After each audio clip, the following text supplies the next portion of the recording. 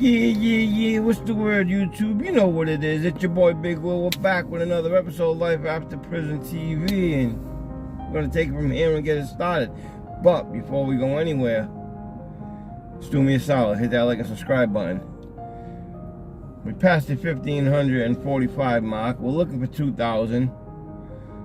Then the 5, then the 10. You know the deal. We want to go up. So with your help, I can get that achieved, right? I appreciate every single one of you. Leave your comments, leave your thoughts. Good or bad, I don't get offended. Everybody has an opinion, and I love to hear them. But please, do me that solid. Hit that like and subscribe button, and hit the notification bell. If you're interested in me, if you just think I'm a handsome fly fella and you want to see me on the inside, you know, hit that bell. Whenever I pop up, you'll see it. Without further ado, let's get it started. What's the word, people? What's the word, people? You see what it says? SMP. It's not only a brand, it's a lifestyle. Self-made products, that's what it stands for. I make t-shirts, I make designs. If you was to look on the back, it's got my name and the year I was created. I'm gonna call that 1971. But this video here, we're going to talk about, I watched a video and I made a clip, I made a little cut from Death from Lockdown 23-1. Shout out to Death, the GOAT, the original GOAT, which is crazy, man, because I started watching Death when I got out of prison. He was just starting off, I believe. And I think the very first video I saw from him, he was making a video about prison food, the things that we make and come up with on the inside to eat, you know. And it was crazy, man, because like I said, I had just left and I'm like, damn, man, I can't even get away from this food, right? But with that being said, the mixes and stuff we made, oh, it outweighed the shit that they fed us on the inside.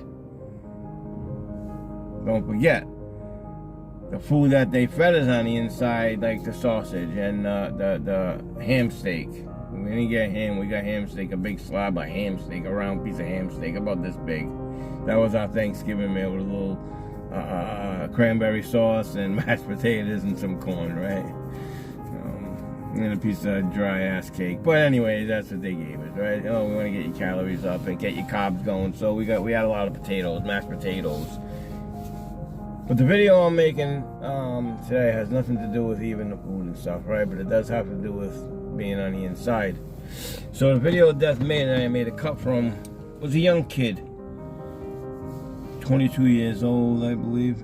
If I remember correctly, 22, maybe 21. But he had come in and he had some burglary charges. A punk ass breaking and entering. And he had a year. So the thing about this is that when people get like a year and their timing is, you know, they only got a short amount of time, they tend to think that they can just go in there and act up, right? And they go in there and they can be wild, or like if they go to the hole, it don't matter because I only got a year, right? And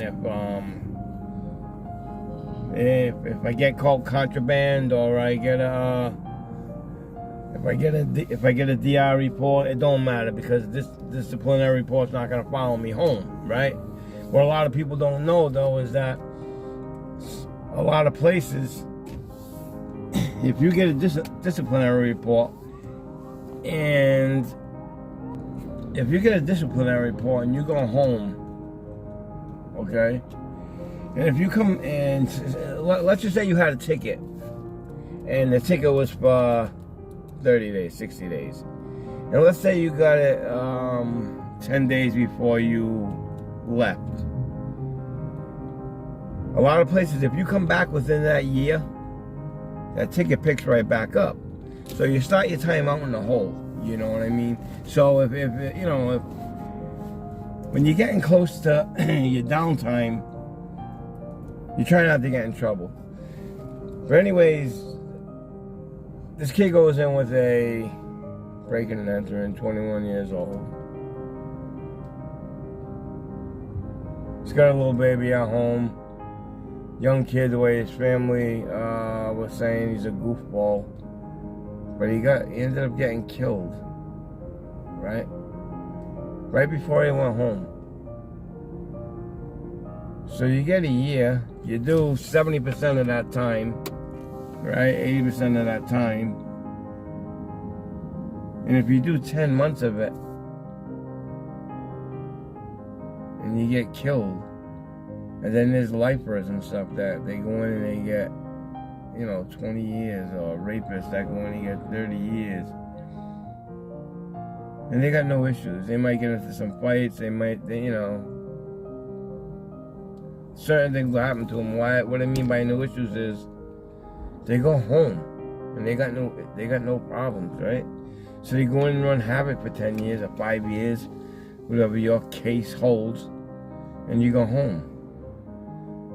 But little do you think that when you go in there for a punk-ass breaking and entering and you got a year, that you're going to go sit in jail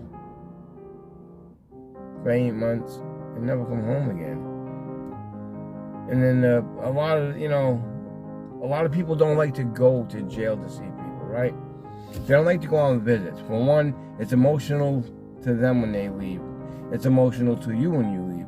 A lot of people can't handle that, seeing their loved ones leave and leaving them behind. A lot of people can't see leaving and leaving your loved one there. So it causes tension. You know what I mean? So if you're not emotionally and mentally stable, it's tough for visits, So some people don't go on visits and see their loved one. But when you don't go see them, and something happens to them, now you feel worse because you didn't go see him for the last year, right? That wasn't the case with this kid. I'm assuming he had family. I know he had a girlfriend and I think a 4-year-old child, 3-year-old child, something like that. Young kid, He was no gangster. He was no thug. But the gang's in there from the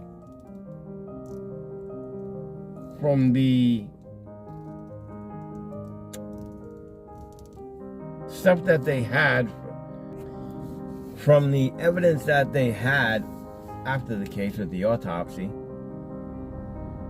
They had showed that he had handprints on the insides of his thigh, bruising. He had bruises and scrapes and cuts all up and down his body. So, when you got that kind of injuries, it's consistent with being passed around and raped.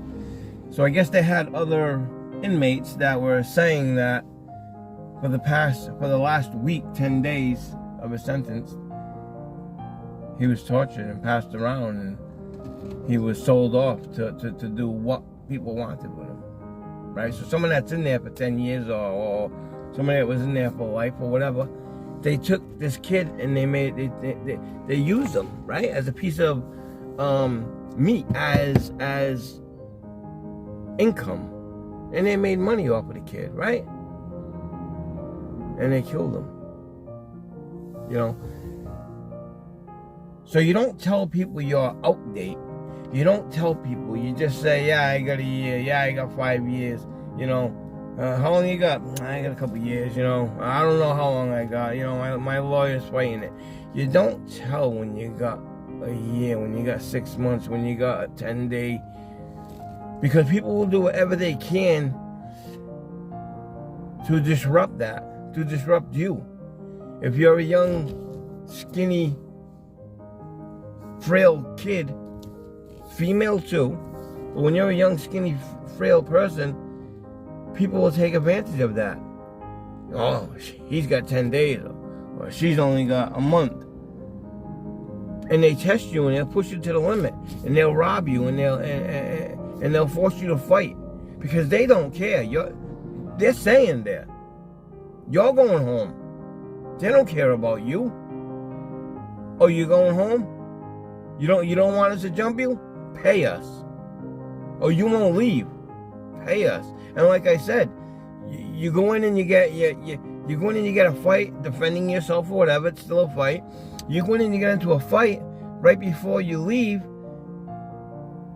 and you get a disciplinary report, right? So something happens, you go home and you violate your probation, or parole bump, whatever the case may be, and you come back.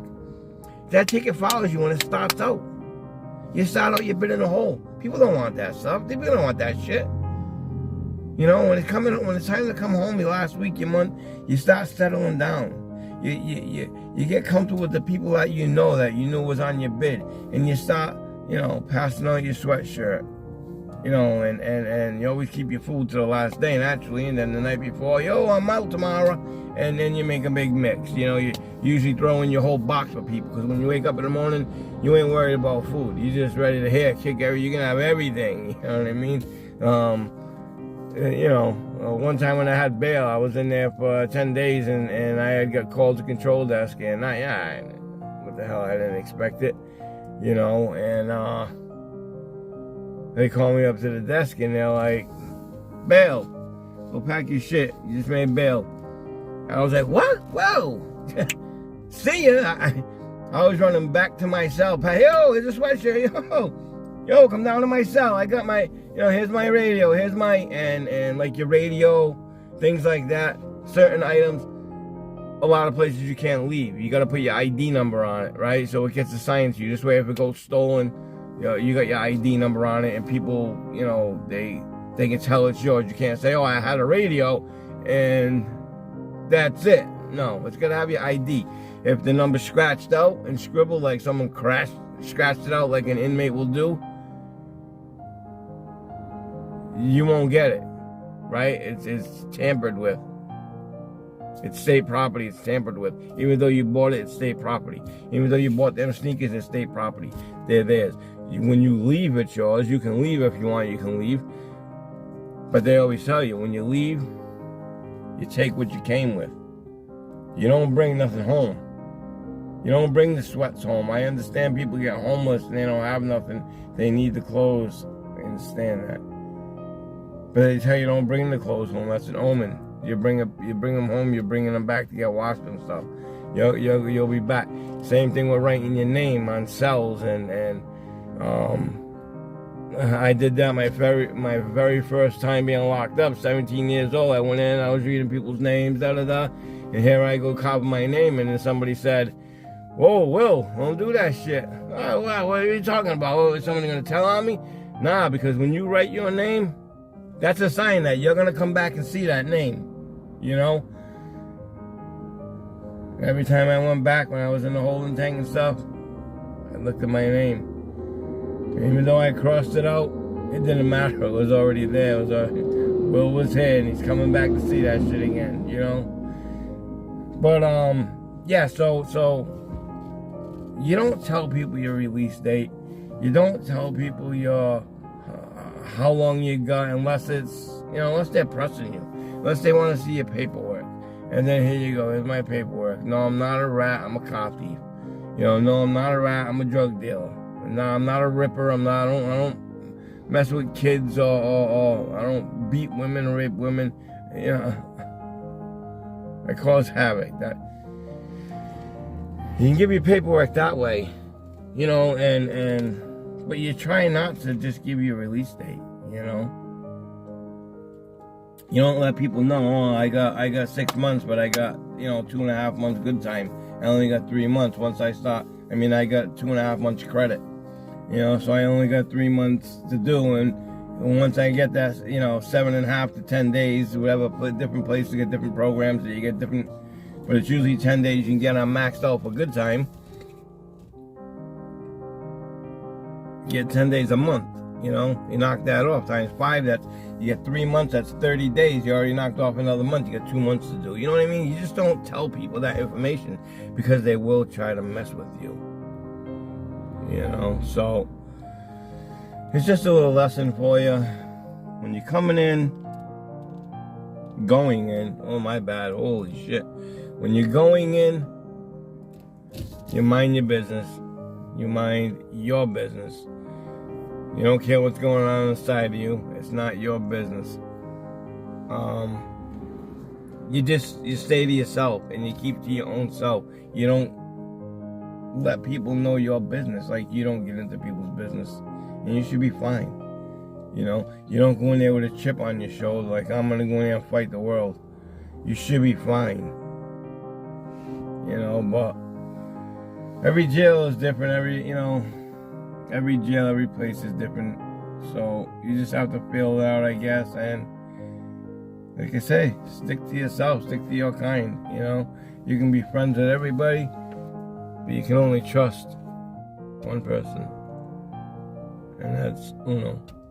I can trust myself, me, myself, and I. That's it. It's the only person I can trust is myself. Other than that, you're on a need-to-know basis. If I think you need to know, then I'll tell you. Other than that, don't worry about me. Worry about you. Do your time. Don't do mine.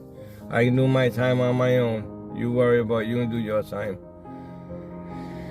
And with that, we're going to let you go. It's your boy, Big Willie. Leave your thoughts and comments in the section below. Don't forget, hit that notification bell. Hit that like sub. Hit the subscribe button. That's what I really want to see you do, is jump on the channel.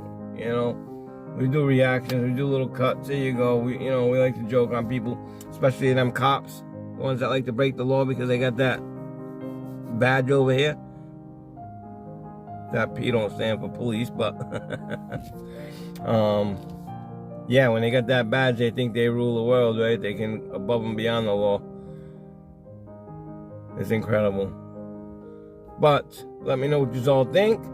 It's been my pleasure. I'll see you all on the next one. It's your boy, Big Will, Life After Prison TV. We'll see you on the next one. Peace.